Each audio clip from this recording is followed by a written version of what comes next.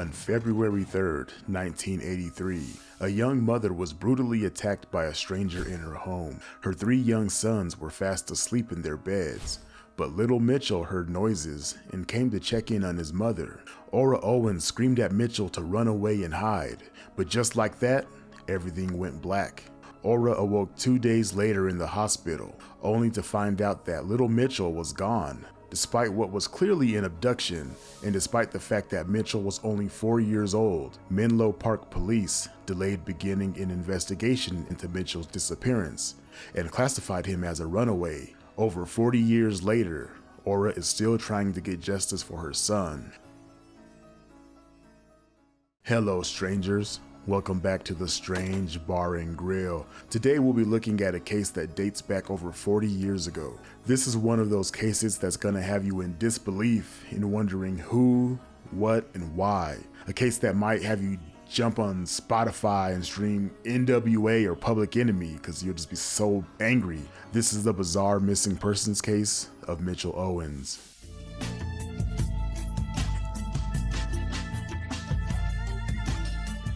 Mitchell Owens, sometimes going by Michael, was born on November 21st, 1978, to his mother Ora Owens. Not a lot is known about him, as he was just 4 years old when he went missing, but we do know that he had 2 brothers, and he was the middle child. We know his mother loved him dearly, and all 3 of these boys were her pride and joy. The family lived in the eastern area of Menlo Park, California. Like most kids in the early 80s, he probably loved playing with Transformers, Care Bears, C&Cs, G.I. Joe action figures, you name it, all that cool 80s stuff. On February 2nd, Ora would go out to the Enlisted Men's Club at Moffett Naval Station in Mountain View, California. An Enlisted Men's Club is a place for men enlisted in the military to go have drinks and unwind, like your typical bar or speakeasy, but it's on a military base, so you would typically need some type of credential to enter, and I believe not a lot of these places exist nowadays. While there, Ora would have drinks with her friends and just have a good time, a typical girls' night out. She would talk to some of the men there and go home. Nothing out of the ordinary, just her typical night out with friends. On the 3rd of February in 1983, it was just like any normal day. Ora and the kids would be in their apartment. She would be watching her children play, just enjoying life, when she got a knock at her door. She would look through the peephole and she would open the door. It was a police officer. He introduced himself and explained that he was there to question Ora about a police report on a stolen purse that she had filed the previous month. Ora would speak to the police officer and provide answers to his questions. The police officer would thank her for her time and would promise to get back with her with any new leads. Unfortunately, that day would never come. The Owens family would go about their normal day. Ora would prepare dinner, they'd hang out, watch a little TV before everyone went off to bed. The 3 kids would fall asleep in one room together, and Ora would sleep in the other room by herself. A couple hours would go by. Everything was quiet and still. While the family of 4 were fast asleep, a window would be opened in the living room, and someone would enter. This wouldn't wake the Owens. The light sounds of that person's footsteps creeping through the house would also go unnoticed. Then the unimaginable would happen. Ora would be awakened by a man severely beating her. This person didn't come for valuables. They came to attack her. This attack would go on for a few minutes until 4-year-old Mitchell would hear the commotion. He would wake up and walk into his mother's room and witness his mother being brutally beaten. Ora would scream for her son to run away and hide, but soon after that, she blacked out. But that wasn't the end. The attacker then attempted to strangle Ora with a telephone cord, leaving her for dead once she was unconscious. The following day, one of the neighbors found Ora and called 911. She was taken to a local hospital where she would spend the next 2 weeks recovering from the attempt on her life. When Ora woke up 2 days later in the hospital, she woke up to her 2 sons, not 3.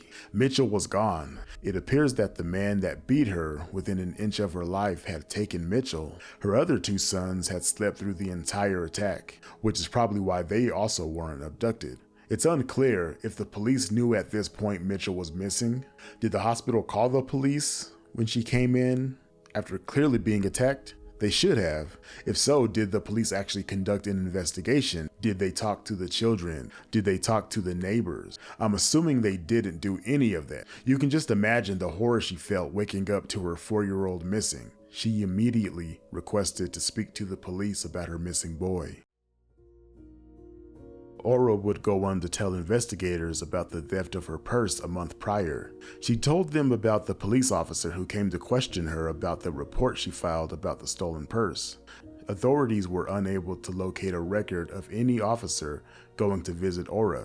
They simply told her, "We never sent an officer to your apartment about your missing purse." In their eyes, purses go missing, and I don't think they really look for them. Ora would then tell them about a man that she had met the night before her attack. The man she had met at the enlisted men's club at Moffett Naval Station in Mountain View, California. This man had offered to buy Ora a drink, but she respectfully declined. She didn't think anything of it, but when she left, he followed her home. But he drove away when she got to the front door. And for some strange reason, the Menlo Park police did not believe this story. They didn't believe some mysterious man would follow her home from the enlisted men's club, and they also didn't believe that Mitchell had been abducted. They assumed he just ran away. So I guess she just also whooped her own ass and recovered in a hospital for 2 weeks as well, according to their logic. But they believed it was all some ploy, a ruse, and this doesn't make sense, but they considered 4-year-old Mitchell a runaway.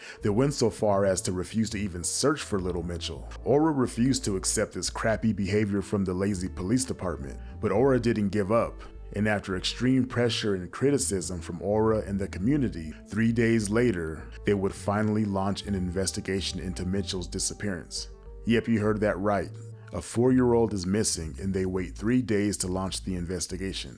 If that doesn't piss you off, check your pulse, because you might not be from this earth. Unfortunately, Ora was only able to catch a brief glimpse of her attacker in the dark. According to Ora, he was approximately 25 years old, stood at 6 feet tall, with brown hair, a mustache, piercing blue eyes, and tattoos on his arm. They created this composite sketch of the perpetrator, and he's got that wild unibrow too, so you know he's living foul. And I barely got eyebrows, so I guess I can't talk too much myself, but detectives would go on to question the bartenders and patrons at the enlisted men's club, but they didn't get any concrete leads.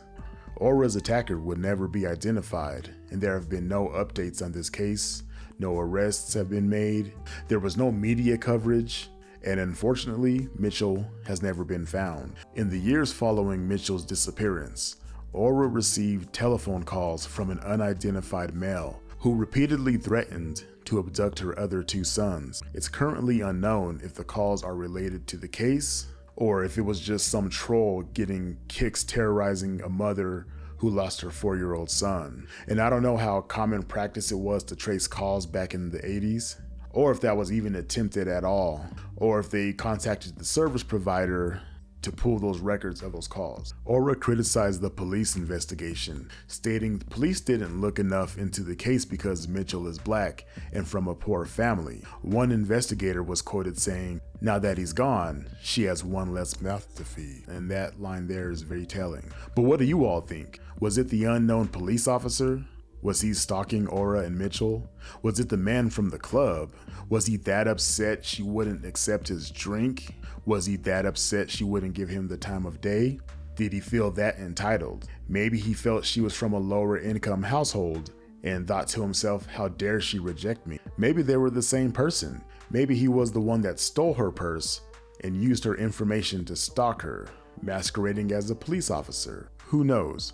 But what do you think? I think we can all agree that the police in this case weren't shit. Recently, authorities have stated they hope to use new forensic technology to solve this case, as Mitchell's DNA is available for comparison. At the time of his disappearance, Mitchell was 3 feet tall and weighed about 40 pounds with black hair and brown eyes. Mitchell does have a lazy right eyelid and has a scar on the upper portion of his nose, as well as a surgical scar on the area of his left rib. His case is classified as a non-family abduction.